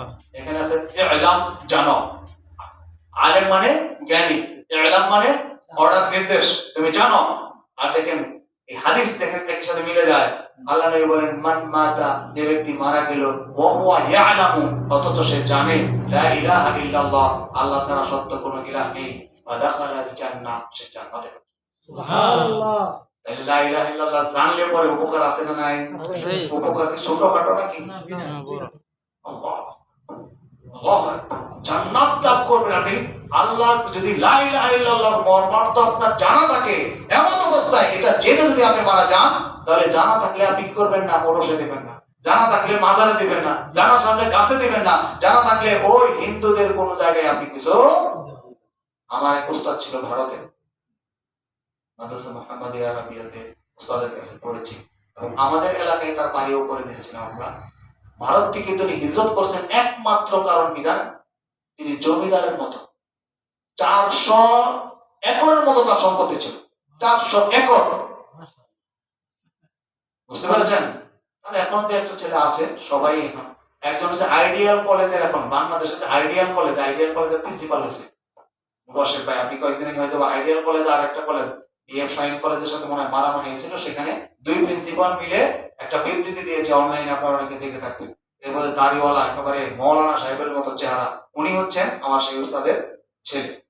উস্তাদ ওখান থেকে কেন চলে আসছে তার কারণ বলছে, তার ধন সম্পদ, কোটি কোটি টাকার ধন সম্পদ পানির দরে বিক্রি করে ভারত থেকে বাংলাদেশে চলে আসছে। এর অন্যতম একমাত্র প্রধান কারণ হচ্ছে ওরা তো নির্যাতন করে করেই বাজারে ঘাটে, আপনি বাজারে গেলেন, হাটে গেলেন, অথবা আপনি দোকানদারি করেন, আপনি ব্যবসায়ী করেন, অথবা আপনার এলাকায় আপনি বসে আছেন, তখন ওদের তো আমাদের দেশে 12 মাসে 13 পার্বণ কোনো কোনো জায়গায় হয়, কিন্তু ইন্ডিয়াতে তারা 12 মাসে কত পার্বণ যে করে তার কোনো হিসাব নেই। ঠিক আছে? যেহেতু হিন্দুত্ব প্রধান এবং সেখানে হিন্দুদের উগ্রবাদী হিন্দুরা আছে, তো তারা এরকম আমাদের দেশে যেরকম মাহফিলের জন্য টাকা ওঠানো হয়, ওরসের জন্য টাকা ওঠানো হয়, ওই রকম ওরা একেবারে প্রত্যেক মহল্লায় টাকা ওঠায় রিসিভ দিয়ে। আপনার দোকানে এসে টাকা দিয়ে মানে রিসিভ দিয়ে দেন, আপনি যদি টাকা না দেন পরের দিন দোকান বন্ধ। কিন্তু উস্তাদ তো দিবে না, বাড়িতে আসে, কিন্তু না বাড়িতে চলে আসে। একবার তো বাড়িতে চলে আসছে ওরা গ্রুপ মিলে, টাকা চেয়েছে, বাসায় কেউ ছিল না, ওনার স্ত্রী বলছে না আমরা টাকা দেবো না, তোমাদের মূর্তি পূজায় আমরা দিতে পারবো না। ভালো করে বুঝিয়ে বলছে না দিতে হবে, আমাদের দেশে থাকলে দিতে হবে। এবং যখন জোর করছে উস্তাদের স্ত্রী, তখন ভালোভাবে বলার পরে যখন শুনে নাই, তখন সে বটি হাতে নিয়ে দাঁড়াইছে, যা তাড়াতাড়ি বেরিয়ে যা, এরকম সিচুয়েশন। সেই কারণ হচ্ছে একটা টাকা না, একটা মাসি যদি কোনো ব্যক্তি দান করে তাহলে তার ঈমান শেষ বিনা হিসেবে জাহান্নামে চলে যাবে। এই কারণে ওস্তাদ পরিস্থিতি সামাল দিতে না পেরে সেখান থেকে তার সমস্ত সম্পত্তি বিক্রি করে বাংলাদেশে হিজরত করেছে। সেই বুখারীর যে হাদিসটি বলছিলাম, আল্লাহ নবী সাল্লাল্লাহু আলাইহি ওয়াসাল্লাম বলেন যে এক ব্যক্তি শুধুমাত্র জাহান্নামে গেছে একটা মাছি দেওয়ার জন্য, আরেক ব্যক্তি জান্নাতে চলে গেছে বিনা হিসেবে জান্নাতে গেছে একটা মাছি না দেয়া।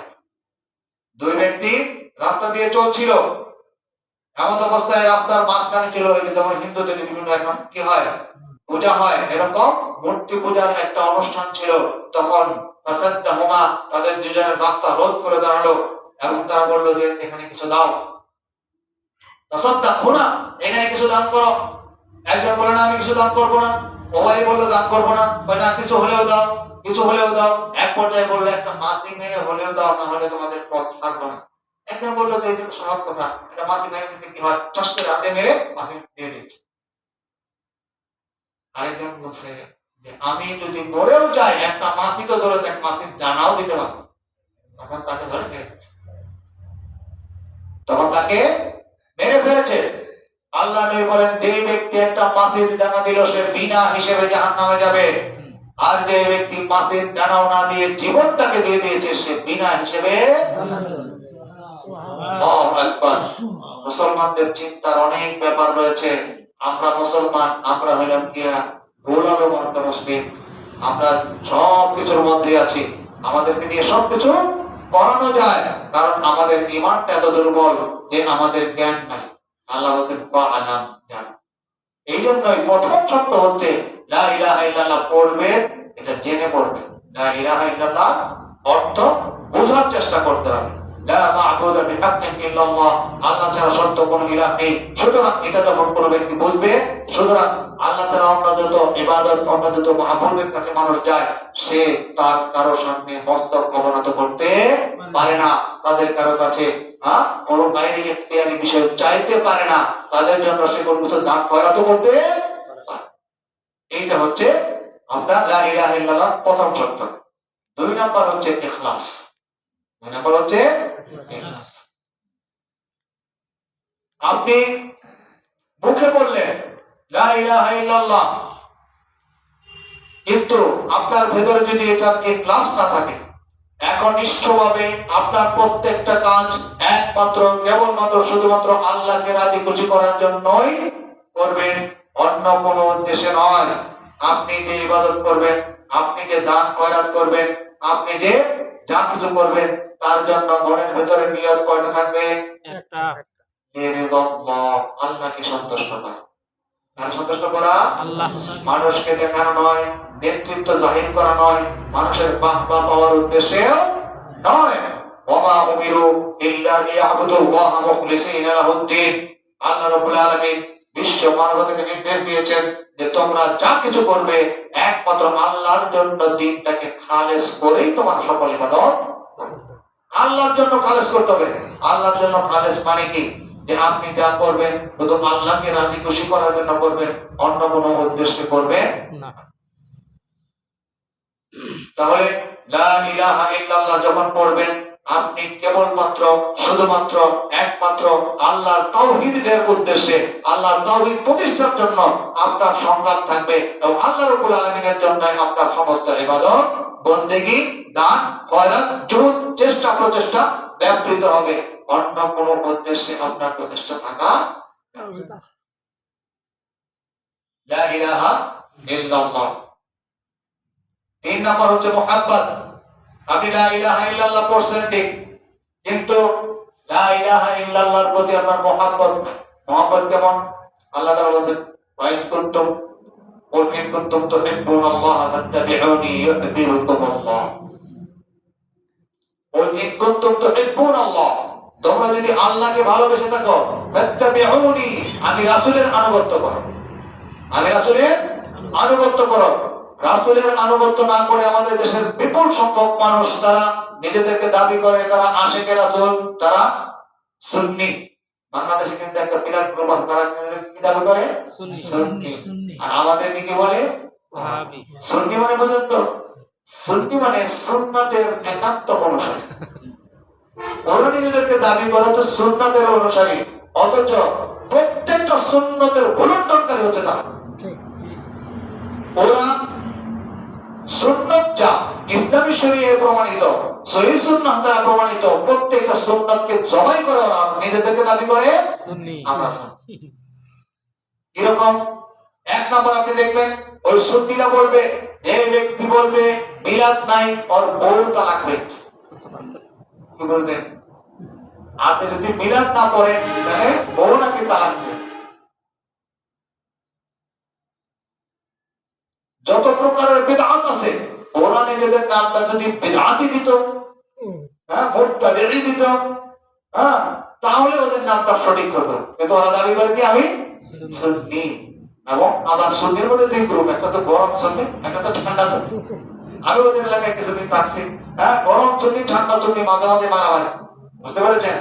একদল হচ্ছে গরম সুন্নি, কারণ তারা যখন মিলাদ হবে তখন রাসূলের সামনে দাঁড়িয়ে যেত, আর ঠান্ডা সুন্নির মধ্যে মিলাদ করুন কিন্তু দাঁড়াবে, বুঝতে পেরেছেন? এই যে একদল দাঁড়াইবো আরেকদল দাঁড়াবে না, উভয়ই কি বেদাতি না? উভয়ই তো বেদাতি। অথচ এই বেদাতি আবার কি করেন? কিলাকি না। এই হচ্ছে গরম সুন্নি ঠান্ডা সুন্নি। আপনার আল্লাহ রাব্বুল আলামিনকে পৃথিবীর কোন মানুষ যদি সৃষ্টি জগতের কাউকে সবচেয়ে বেশি ভালোবাসতে হয়, কাকে ভালোবাসতে হবে? আর সৃষ্টি ও স্রষ্টার মধ্যে যদি সবচেয়ে বেশি ভালোবাসতে হয়, কাকে ভালোবাসতে হবে? এটা কিন্তু বুঝতে হবে। অনেকে বলে যে আমি আশিকে রাসূল, এই শব্দটা একটা শিরকি শব্দ, এটা বিদআতি শব্দ। আশিক আল ইশকু মানাহু আল মুহাব্বাতু মা'আশ শাহওয়া, এটা আরবি ভাষা থেকে বললাম। আমাদের অনেকে সৌদি আরব গিয়েছেন, তারা জানেন মুহাব্বত মানে ভালোবাসা, এটা পবিত্র ভালোবাসা, এটা কমন শব্দ, পবিত্র অপবিত্র সব কিছুর মধ্যে ইউজ করা যায়। তাহলে মুহাব্বতটা কোরআনের মধ্যে আসছে, হাদিসের মধ্যে আসছে। যেমন আল্লাহ, আল্লাহকে তুমি ভালোবাসো, হাদিসে কোরআনে কোথাও ইশক শব্দ আপনি কোথাও পাবেন না। রাসূল এবং সাহাবায়ে কেরামের শানে, আল্লাহর শানে ইশক শব্দ পাবেন না। ইশক শব্দের অর্থ হচ্ছে জৈবিক চাহিদা, শারীরিক চাহিদার সাথে কাউকে যদি ভালোবাসা হয় ওইটার নাম হচ্ছে ইশক। এখন ওরা বলে আমরা আশিকে রাসূল, রাসূলের সাথে কি ভালোবাসা জৈবিক চাহিদার কোনো সম্পর্ক আছে? আপনারা মনে বুঝতে পারতেছেন আমার কথা কি বোঝা যাচ্ছে? জৈবিক চাহিদা হয় নারী পুরুষের সাথে, বুঝেন? জৈবিক চাহিদা কার সাথে হয়? নারী পুরুষ, স্বামী স্ত্রী পরস্পরকে ভালোবাসে, তাদের ভালোবাসা সবকিছু ঠিক আছে এবং সবকিছুই এটা শরীয়তে বৈধ। এই ভালোবাসার সাথে কি আছে? শারীরিক চাহিদাটাও আছে, এটাকে বলা হবে ইশক। এজন্য আশিক আর মাশুক, বুঝতে পেরেছেন? কিন্তু আল্লাহর শানে, রাসূলের শানে কখনো এরকম ভালোবাসা হওয়া যায় না। এই দেখেন ওদের একটা এই বুঝবেন, ওরা যে ওরস করে, ওরস তো জানেন আরবিতে ওরস মানে হচ্ছে লাইলাতুল আরুস, মানে হচ্ছে বাসর রাত। লাইলাতুল আরুস মানে কি? বাসর রাত। ওরা বলে যে একজন মানুষ তার নশ্বর দেহ দিয়ে আল্লাহর শানে, সে হলো আশিক। সে কি? মানে আমরা আশিকে রাসূল, আমরা আশিকুল্লাহ, আল্লাহর প্রেমিক, আল্লাহর প্রেমিক। কোন ব্যক্তি ভালোবাসতে বাসতে বাসতে বাসতে এক পর্যায়ে মুরাকাবা, মুশাহাদা, একবারে তারপর হচ্ছে ফানাফিল্লাহ, বাকাবিল্লাহ, বুঝতে পারছেন? ফানাফিল্লাহ হচ্ছে আল্লাহর সাথে মিলে যাওয়া, আল্লাহর অস্তিত্বের সাথে মিশে যাওয়া। ফানা মানে নিঃশেষ হয়ে যাওয়া, ফিল্লাহ মানে আল্লাহর মধ্যে। আল্লাহ কি স্রষ্টা, আল্লাহ কি খালেক, আমরা সবাই মাখলুক। আল্লাহ হচ্ছে মাবুদ, আমরা সবাই আবেদ, আমরা তার দাস, তিনি আমাদের প্রভু, ঠিক আছে তো? আমরা তার ইবাদত করি, তিনি আমাদের স্রষ্টা, আমরা তার সৃষ্টি। সৃষ্টি কি স্রষ্টার সাথে মিলতে পারে না? তাহলে সৃষ্টি আর স্রষ্টার মধ্যে পার্থক্য থাকলো। ওরা বলে যে একজন পীর, একজন মাশায়েখ, একজন বুজুর্গ, সে ইবাদতের 4টা স্তর পার করে। প্রথম হচ্ছে মুরাকাবা, তারপরে মুশাহাদা, তারপরে কিবলার তাবা। এরপরে সে কি হয়? সে ফানাফিল্লাহ, বাকাবিল্লাহ, আল্লাহর সাথে সে মিশে যায়। আর আল্লাহর সাথে মিশতে হলে কি লাগবে? মওত লাগবে, মৃত্যুর মাধ্যমে। এই জন্য দেখবেন প্রত্যেক ভণ্ডদের মৃত্যুর দিনে হয় ওরস। ওরস কবে হয়? আপনি বলেন একটা মানুষ মরে গেলে পরে সেদিনকে আনন্দ হয় না দুঃখ হয়? দুঃখের দিন। অথচ আপনি ভালো করে খোঁজ খবর নিয়ে দেখেন, আলহামদুলিল্লাহ আমি খোঁজ খবর নিয়ে দেখছি, আশেপাশে যত ওরস হয়, ওরসের খবর নিয়ে দেখবেন যে এই দিন হচ্ছে হচ্ছে ওদের ভণ্ড বদমাইশের মৃত্যু দিন। এই মৃত্যু বার্ষিকী পালন করে ওই দিন ফুল টাকা পিটিয়ে আনন্দ উচ্ছ্বাস করে সেখানে বিভিন্ন প্রকারের খাবার আয়োজন করে। কারণ ওরা বিশ্বাস করে কি জানেন, যে এই দিন হচ্ছে তাদের পীর আল্লাহর সাথে মিলিত হয়েছে। এতদিন ভালোবাসছে এবার আশিক আর মাসুক প্রেমিক প্রেমিকা একজনের সাথে মিলন করতে পারবে। বুঝুন নাই মনে মারাত্মক বিষয়, বুঝতে পারছেন? একটা খ্রিস্টানটা বলবে না, একটা ইহুদিটা বলবে না, এই ভণ্ডরা তার চেয়ে মারাত্মক। তারা বলে আমাদের পীর, আমাদের এই মানে বুজুর্গ, ওরা তো আরেকটা বলে, ওদের একটা মানে যে শব্দগুলি ইউজ করে আর কি, জঘন্য শব্দ, যে আমাদের এরকম আশেক উনি কি করছেন, যেদিন মারা গেছেন ওই দিন হচ্ছে আল্লাহর সাথে তার মিলন ঘটেছে। নশ্বর দেহ থেকে বের হয়ে এবার সে ঐশ্বরিক এর সাথে, দেহের সাথে, আল্লাহর সাথে তার এখন মিলন ঘটেছে। এই জন্য মিলনের দিনকে ওরা আনন্দ উচ্ছল ভাবে পালন। এই শব্দটাই যে ওরস, ওরস শব্দটাই কি একটা হারাম এবং শিরকি কথা। ওরস শব্দটা হচ্ছে একটা শিরকির বক্তব্য। তাহলে আল্লাহকে ভালোবাসতে হবে এবং আপনি লা ইলাহা ইল্লাল্লাহ যখন বলবেন, আল্লাহকে ভালোবাসার অর্থ হচ্ছে আল্লাহর দেওয়া সমস্ত বিধিবিধানকে আপনি মহব্বতের সাথে মেনে নেবেন। বুঝতে পেরেছেন? এখন আল্লাহকে আপনি ভালোবাসেন বলেন যে আমি আল্লাহ আশিক, রাসূলের আশিক, অথচ রাসূলের সুন্নাত কোনটাই মানে আল্লাহর বিধান আপনার কাছে আসলে পরে না এটা মানা যাবে না। আধুনিক যুগে এটা চলে না। পর্দার বিধান আমাদের কাছে অনেকের সমস্যা। তারপর রাষ্ট্রীয় সুদ নিষিদ্ধ, এটা ভালো লাগে না। তারপরে ইসলামী শরিয়ত তার ভালো লাগে না। তারপরে ইসলামী হুকুমত তার ভালো লাগে না। যে কোনো ব্যক্তি মুসলমান দাবি করে এবং লা ইলাহা ইল্লাল্লাহ পড়ছে, অথচ শরীয়তের কোন একটা ন্যূনতম একটা বিধানকে যদি তার পছন্দ না হয়, তাহলে সে আল্লাহকে ভালোবাসে এবং এই ভালোবাসা যদি তার অর্জিত না হয়, তাহলে লা ইলাহা ইল্লাল্লাহ শর্ত পূরণ। শরীয়তের প্রত্যেকটা বিধানকে আল্লাহর বিধান হিসেবে আপনি মহব্বতের সাথে ভালোবেসে সেটাকে গ্রহণ করবেন। যতটুকু পারেন চেষ্টা করবেন, যেটা না পারবেন সেটার জন্য আল্লাহর কাছে ক্ষমা চাইবেন যে আল্লাহ আমার দুর্বলতার কারণে সেটা পারলাম না। কিন্তু আপনি অনেকেই আমাদের দেশে পণ্ডিতি করে ভুল ধরে, আল্লাহর বিধানের উপর ভুল ধরে না। যেমন বিশেষ করে ব্যাংকিং ক্ষেত্রে যারা চাকরি করে, যারা অন ইসলামী ব্যাংকে চাকরি করে, তারা বলে যে ইন্নামাল বাইউ মিসলুর রিবা। আল্লাহ কোরআনের মধ্যে বলেছে যে সুদ আর লেনদেন তো একই, সুদ আর লেনদেন একই। ওরা বাম দিক এদিকে ঘুরিয়ে খায়, আমরা সোজাসুজি খাই। একটা জিনিস মনে রাখবেন, ক্রয় বিক্রয় এবং সুদ কখনোই এক নয়, দুইটাই লেনদেন হতে পারে, কিন্তু দুটোর মধ্যে আসমান জমিন পার্থক্য আছে। এটা যদি কোনো ব্যক্তি নির্বোধের মতো কথা বলে, তাহলে ওই ব্যক্তি আল্লাহর লা ইলাহা ইল্লাল্লাহ কালেমার শর্ত পূরণ করতে ব্যর্থ হচ্ছে। এরপরে 4 নম্বর হচ্ছে ইয়াকিন। আপনার ইয়াকিন মানে দৃঢ় বিশ্বাস। ইয়াকিন মানে দৃঢ় বিশ্বাস। আপনার বিশ্বাসটা যেন প্রচুর পাতার পানির মতো না হয়। আপনি লা ইলাহা ইল্লাল্লাহর বিশ্বাস কিরকম? আল্লাহর নবীর সাহাবায়ে কেরামদের একটা উদাহরণ দিলে বুঝবেন। লা ইলাহা ইল্লাল্লাহ পড়ছে একজন সাহাবী, রাস্তা দিয়ে যাওয়ার পথে আল্লাহর নবীর হাতে কালেমা পড়েছে। এবার বলছে যে আমরা যুদ্ধে যাচ্ছি, তুমি আমাদের সাথে শামিল হও। ঠিক আছে, শামিল হয়েছে। ওই ব্যক্তি একটা গাধা অথবা খচ্চরের পিঠে ছিল। তখন সে বলছে যে এই সময় আল্লাহ নবী সাল্লাল্লাহু আলাইহি ওয়াসাল্লাম একটা হাদিস বলেছেন, যে ব্যক্তি জান্নাতে যাবে, জান্নাতে আল্লাহ রাব্বুল আলামিন তার জন্য অসংখ্য অগণিত মেহমানদারি প্রস্তুত করে রেখেছেন। এই কথা হইল সকালবেলায় নাক বের হয়েছিল, নাতে খেজুর খাচ্ছিল। সে বলল আল্লাহু আকবার, আল্লাহ রাব্বুল আলামিন জান্নাতে মেহমানদারি প্রস্তুত করে রেখেছেন, আমি খেজুর খেতে তো আমার সময় লাগবে, এই খেজুর খাওয়ার দরকার কি? আল্লাহর জান্নাতে যদি আগে চলে যায়। খেজুরটা হাত থেকে ফেলে দিয়েছে, এবার যুদ্ধের ময়দানে ঝাঁপিয়ে পড়ে মুহূর্তের মধ্যে সে শাহাদাত বরণ করেছে। আল্লাহু আকবার। এটার নাম হচ্ছে ইয়াকিন। নাম কি? ইয়াকিন। ইয়াকিন ছিল হচ্ছে সাহাবায়ে কেরামদের ইয়াকিন মানে হচ্ছে এমন দৃঢ় বিশ্বাস, যে দৃঢ় বিশ্বাস কোনো বাধা বিপত্তি ভয় বিপদ আপদ কোনো কিছু আপনাকে ঈমান থেকে টলাতে পারে না। এর নাম হচ্ছে ইয়াকিন। এখন আমাদের দেশের মানুষরা মুসলমান দাবি করে, নামাজও করে, হজও করে, যাকাতও দেয়।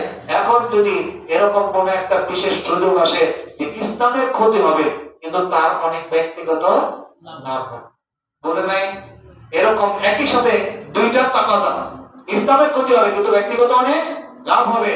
অধিকাংশ মুসলমানের বাচ্চারা যারা বাংলাদেশে বিশেষত রাজনৈতিক অঙ্গনে আছে, এমনি অঙ্গনে যারা আছে, তারা দ্বিধাহীন চিত্তে ইসলামকে জবাই করে তার ব্যক্তিগত লাভ গ্রহণ করবে কি করবে? এই ব্যক্তির কি নাই? লা ইলাহা ইল্লাল্লাহ অন্যতম একটা শর্ত হচ্ছে ইয়াকিন, দৃঢ় বিশ্বাস নাই।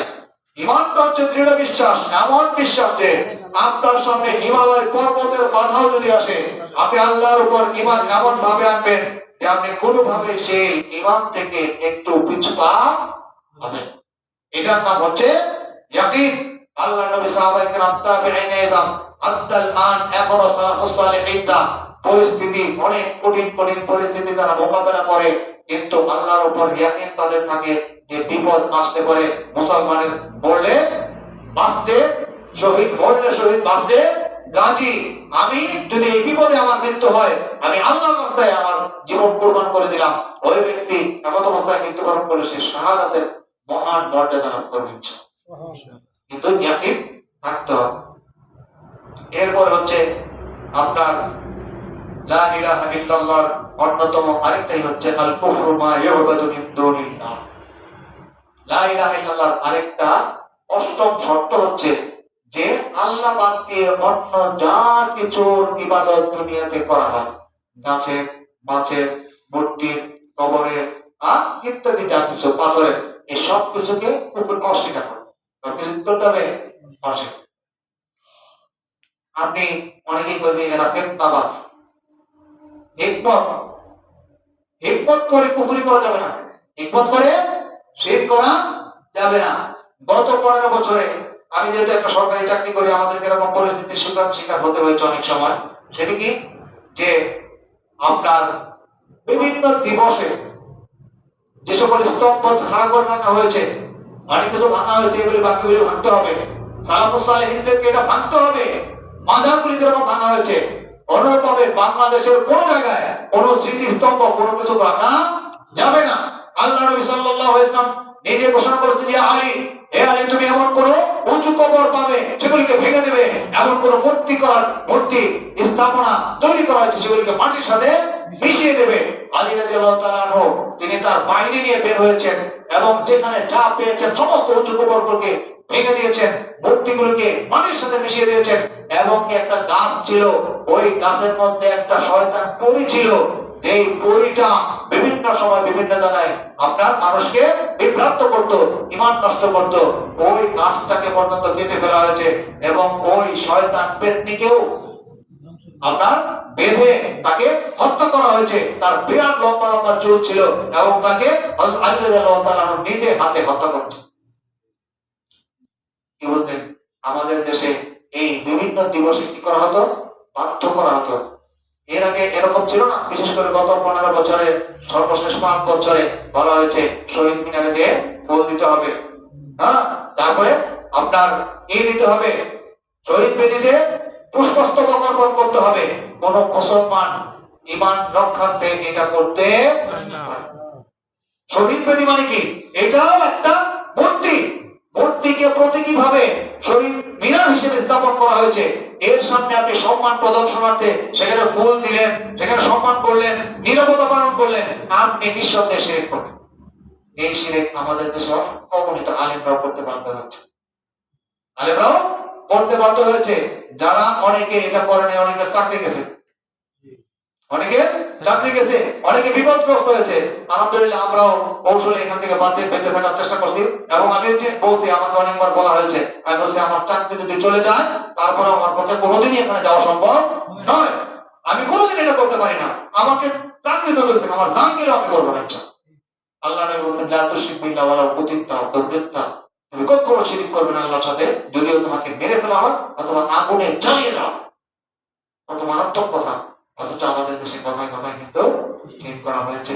এই জন্য যে সমস্ত বিষয়গুলিকে, যে সকল বস্তুগুলিকে আল্লাহকে বাদ দিয়ে অন্য এই সকল উপাস্য দেবতার উপাসনা করা হয়, সেগুলির সাথে আপনাকে অস্বীকার করতে হবে।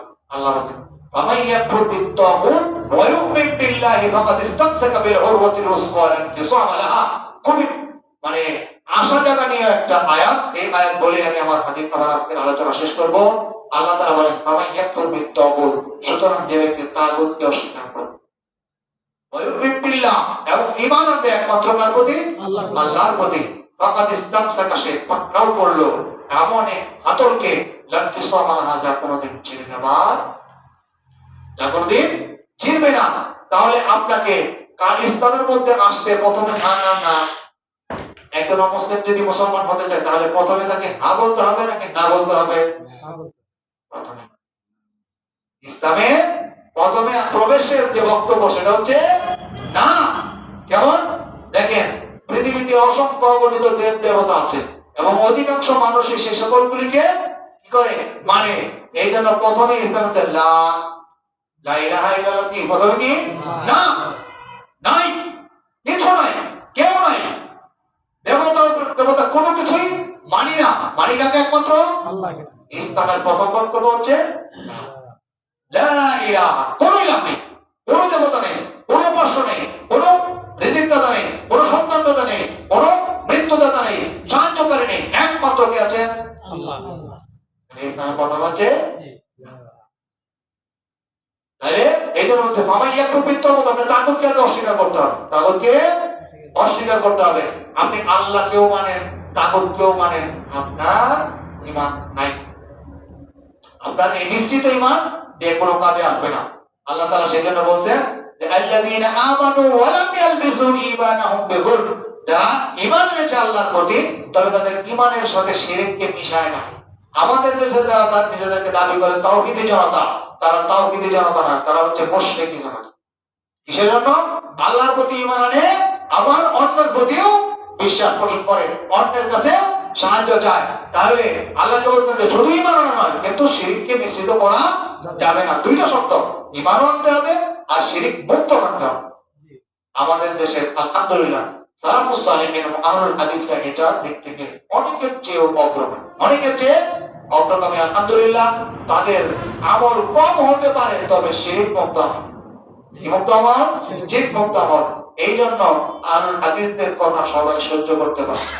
একজনের মনে করেন কি হয়েছে, ক্যান্সার হয়েছে, এখন তারে মলম দিলে ভালো হবে, কি বলে মলম দিলে ভালো হবে, মালিশ দিলে কাম হবে, অপারেশন করতে হবে। অপারেশন করলে কি আরাম লাগে না কষ্ট লাগে? আহলে হাদিসরা অপারেশন করে। তার মানে আহলে হাদিসরা আসলে মানুষকে সুস্থ করতে চায়। মানুষের ঈমানের মধ্যে যে ক্যান্সার আছে শিরক, মানুষের ঈমানের মধ্যে যে আলসার আছে আপনার বিদআত, এগুলিকে আহলে হাদিস কি করে? অপারেশন করে। অপারেশন করলে সেটা আপনি ভালো হবে। আপনার তো ওই কি দিলে তো আপনার মলম দিলে ভালো হবে না, মলম দিলে আস্তে আস্তে এক পর্যায়ে আপনার মৃত্যু ঘনিয়ে আসবে। আমাদের দেশের অন্যান্য যারা বক্তা, আলোচক, অন্যান্য মাযহাবের যারা ভাইরা, তারা আসলে সমাজে আলোচনার নামে বিতরণ করতেছে, ওই 2 টাকার মলম বিতরণ করতেছে। মলম লাগাইতে লাগাইতে এক পর্যায়ে দেখবে ক্যান্সারে শেষ, তার মানে লিভার পর্যন্ত পৌঁছে গেছে। ঈমানের জন্য সবচেয়ে মারাত্মক ক্যান্সার হচ্ছে 2 নম্বর ক্যান্সার হচ্ছে বিদআত। সম্মানিত উপস্থিতি, তাহলে শক্ত হাতলটা কি? যে কুফরকে অস্বীকার করে শক্ত হাতল হচ্ছে ঈমান, আর এটা হচ্ছে লা ইলাহা ইল্লাল্লাহ। লা ইলাহা ইল্লাল্লাহ কেমন জিনিস আপনাদেরকে শেষ হাদিসটি বলে আজকের আলোচনা শেষ করব। আল্লাহ নবী সাল্লাল্লাহু আলাইহি ওয়াসাল্লাম এক ব্যক্তিকে কাল কিয়ামতের ময়দানে হাজির করবেন, হাশরের ময়দানে সব মানুষদের সামনে থেকে তাকে ডেকে নেবেন। সারা পৃথিবীর আলাল খালায়েকে যুদআ রাজুলান আলা খালায়েকে, সমগ্র সৃষ্টি জগতের সামনে আল্লাহ রাব্বুল আলামিন ওই ব্যক্তিকে ডাকবেন, ডেকে তার সামনে ইউলবাসু ফীহি, তাদের সামনে উপস্থাপন করা হবে 99 সিজিল্লান, 99টা তার আমলনামার কিতাব, আমলনামার রেকর্ড বুক। আর এক একটার পরিধি হচ্ছে হাত্তা মাদ্দাল বসর, এক একটা আমলনামার কিতাবের সমান পরিধি হচ্ছে, দৈর্ঘ্য হচ্ছে মানুষের দৃষ্টি সীমা যতদূর যায়। বুঝতে পারতেছেন? এক একটা ব্যক্তির জন্য কয়টা করে আমলনামার কিতাব? 99টা। আর ওই একটা আমলনামার কিতাব কত বড়? মানুষের দৃষ্টি সীমা যতদূর যায়। এই সমস্ত আমলনামা, 99টা আমলনামা খালি তার পাপ আর গুনাহ দ্বারা ভরপুর। আল্লাহ বলবেন আলফা আলতা কাজা, বান্দা তুমি এই অপরাধটা করছো, বলে বালা ইয়া রব্বি, হ্যাঁ আল্লাহ আমি এই অপরাধ করেছি। আলফা আলতা কাজা, পৃষ্ঠা উল্টাবেন আর বলবেন, ওই লোকটা সব স্বীকার করবে, কারণ সে সারা জীবন খালি অন্যায় করছে, সে পাপী করেছে। তখন বলবে আল ইনদাকা হাসানা, তোমার কি কোনো ভালো কাজ আছে? বলবে লা ইয়া রব্বি, আমার মনে পড়ে না কোনো ভালো কাজ আমি মনেই করি, আমি সারা জীবন গুনাহই করেছি, অপরাধী করেছি, এই সব কিছু। তখন বলবে আল্লাহ আমার ফেরেশতারা কি ভুল লিখেছিল? বলবে না না, আমার রব ফেরেশতারা এটা যা লিখছে এই সব অপরাধ আমি করেছি, ফেরেশতারা ভুল লেখে নাই। তখন আল্লাহ বলবে তোমার তো কোনো ভালো কাজ নাই? বলবে না আমার কোনো ভালো কাজ নাই। তো বলবে ইন্নী হাসানাতুন, বান্দা তোমার জন্য আমার কাছে একটা ভালো কাজ আছে, তোমার জন্য আমার কাছে একটা ভালো কাজ আছে। তখন বলবে যে একটা ভালো কাজ দেখে ও মানে ওটা ভ্রুক্ষেপ করবে না, কারণ এই 99টা কিতাব দৃষ্টি সীমা যতদূর যায় সব হচ্ছে তার পাপ আর পাপ, পাপ আর পাপ। তখন আল্লাহ রাব্বুল আলামিন তার জন্য বের করবেন ভিত্তি খান একটা কার্ড, ছোট্ট একটা কার্ড, এই কার্ডের মধ্যে লেখা আছে লা ইলাহা ইল্লাল্লাহ। বান্দাকে বলবেন এটা তুমি পাল্লার মধ্যে রাখো, এক পাল্লার মধ্যে রাখা হবে 99টা পদ আমলের এই বিশাল বিশাল ভলিউম, আরেক পাল্লার মধ্যে ওই লোকটার হাতে দেবে যে এই কার্ডটা তুমি এই পাল্লার মধ্যে দাও। লোকটা বলবে ইয়া রাব্বি কাইফা হাযা আল বিত্তিকু, হ্যাঁ কিভাবে এই একটা কাগজের টুকরো, হ্যাঁ এই 99টা বইয়ের সামনে 99টা ভলিউমের সামনে এটার কি মূল্য আছে? আল্লাহ বলবেন তুমি দাও, বান্দা তুমি রাখো। অতঃপর বান্দা ওই একটা পাল্লার উপরে তার এই লা ইলাহা ইল্লাল্লাহ নামে কাটটা রাখবে। ফাসাকুল লা ইলাহা ইল্লাল্লাহ আলা 99 সিজিল্লাত, আল্লাহু আকবার। শুধুমাত্র লা ইলাহা ইল্লাল্লাহর পাল্লাটাই এই 99টা কিতাবের চেয়ে ভারী হবে, সুবহানাল্লাহ। এবং ওই লোকটা তখন জান্নাতে যাবে। লা ইলাহা ইল্লাল্লাহর পাওয়ার দেখছেন কি? লা ইলাহা ইল্লাল্লাহ এই হচ্ছে পাওয়ার, কিন্তু সেটা কি হতে হবে? বিশুদ্ধ সত্য পালনীয় লা ইলাহা ইল্লাল্লাহ। এই ব্যক্তি অপরাধ করেছে, সব কিছু করছে, কিন্তু সে শিরক করেনি, করে নাই। আল্লাহ তাআলা সেই জন্য বলতে বান্দা যদি আত্মীয় সহপরিমাণ পাপ নিয়ে হাজির হয় আর যদি শিরক না করে, তাহলে আমি তার জন্য আত্মীয় সহপরিমাণ ক্ষমা নিয়ে হাজির।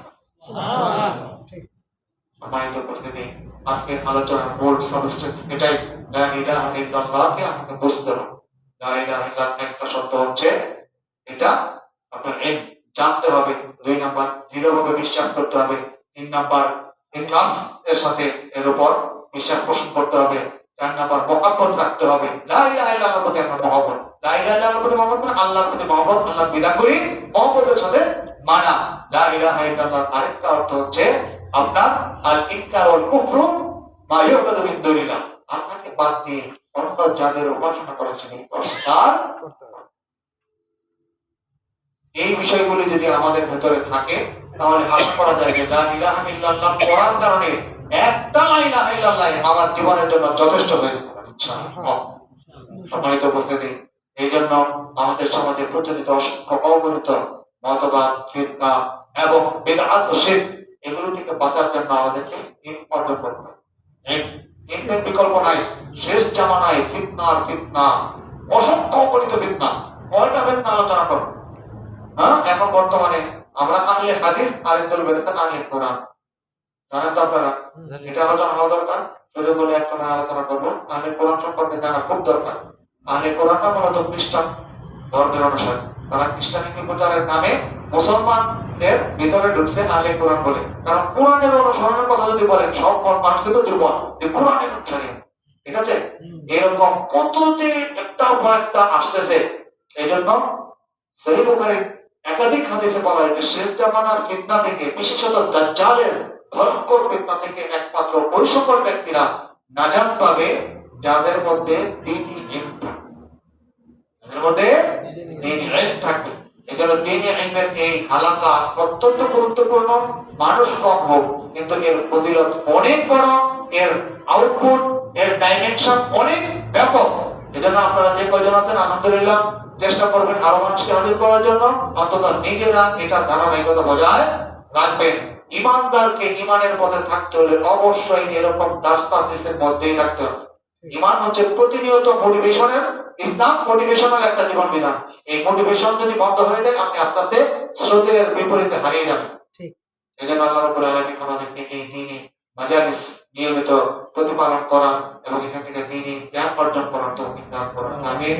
আলহামদুলিল্লাহি রাব্বিল আলামিন। আসসালামু আলাইকুম ওয়া রাহমাতুল্লাহি ওয়া বারাকাতুহু। ওয়া আলাইকুম আসসালাম।